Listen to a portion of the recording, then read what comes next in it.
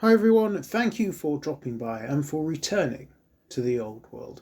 Today the latest Old World development diary has dropped, this time for March 2023. Let's have a look. So, what do we see? Well, this article looks at the release of some new plastic kits for two races that we've already heard a little bit about in the development diaries. Bretonnians and the Tomb Kings.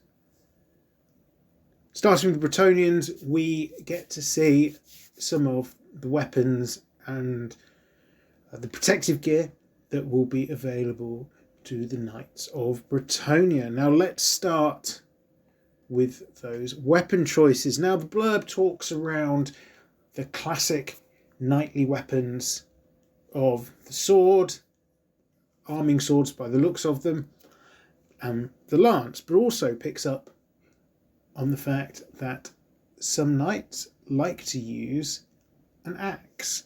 Now, axes, I think, a really solid choice for the setting. When you're thinking about a lot of opponents out there that these knights will be facing, wear a lot of armour or they're monstrous creatures with thick, scaly skin, having something with a bit more cutting power and that can deliver a more crushing blow seems a very sensible idea for your sidearm, as opposed to your arming sword, which is relying on penetrating flesh to really go and do some damage. Can do some clubbing damage, but will be less effective than the axe. So yeah, axes seem perfectly sensible way to go. Historically they're used quite widely. Some good choices there. Now looking back up at the armour, we see that the helmets really play into the concept art style that we saw previously, and really also go hand in hand with the style that the Bretonnians have always had, with the somewhat ridiculous helmets for their Knights of the Realm. Ridiculous because they've got these big heavy things on top of them that don't really serve a purpose other than to look cool. Actually all they're going to do, looking at them, is in a more realistic setting, is make things more dangerous for the wearer, because apart from the added weight, you've also got lots of things for enemy weapons to catch on to, whereas a more classical helmet shape would try and deflect blows away from the head. And you've also got, again, the slightly ridiculous shields with the extra decoration and weight added. It's all, yes, it's all a bit silly, it's all very fantasy, but it's all about, realistically, the aesthetic here, isn't it? It's about looking cool. It's not about keeping these guys safe in a realistic setting. And I am fully aware of that floating around. Now, we don't actually see any lances being offered with this set, although doubtlessly they will be there because they're mentioned. And we don't see any Bretonnian models complete.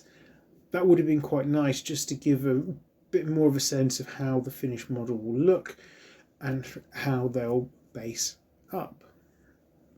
So moving on, we've also got the Tomb Kings. Again, we've got a fairly classic spread of weapons. We've got a Capesh style sword, halberds, spears, again with very ornate shields, which I would imagine comes from more of a character based shield than your rank and file. There's again a little bit of a description of some of the items, and it's interesting here, I think, to pick up on the staff to be used by the liches. Really commenting there about controlling the wings of magic and reducing their difficulties. So I do wonder whether that means there's going to be some rules around making magic a little bit more reliable for characters with this particular type of stuff. What does this actually all tell us in this update? Well, plastic kits, fantastic. And it's great to see Bretonnians and Tomb King getting a little bit of love with new models.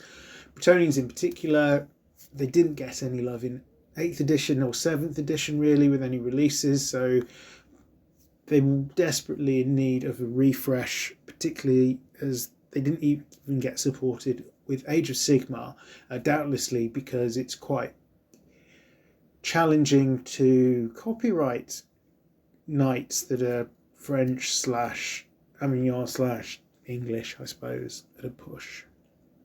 Tomb Kings as well, very classic sort of looking army. Didn't see any love for a long time, so great to see them getting a little bit of attention. Now overall, I don't think this update actually tells us an awful lot, and it opens the door once again to quite a bit of speculation. I've already seen a few comments harking back to an old rumour, which is what's going to be in the starter box, and pulling on, well, Bretonnians versus Tomb Kings. Why not? It is a fairly classic matchup. It does appear in the histories, the Errantry Wars and things like that. It could be a very real option, and there's new kits that we're seeing in a reasonably advanced state. Obviously, this is just speculation, though. There's no real indication that that definitely is going to happen.